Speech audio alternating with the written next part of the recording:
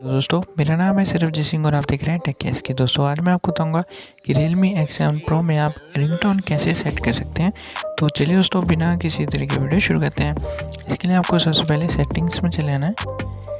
Settings में जाने के बाद दोस्तों आपको यहाँ पर क्लिक कर देना है साउंड एंड वाइब्रेशन पर।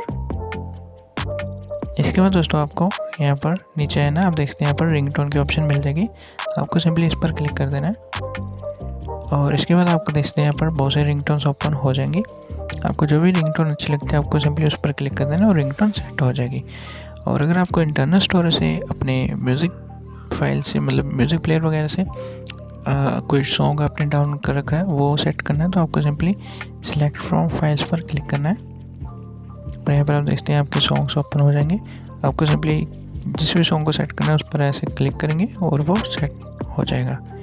तो ऐसे आपको अपने फ़ोन में रिंगटोन सेट कर लेनी है।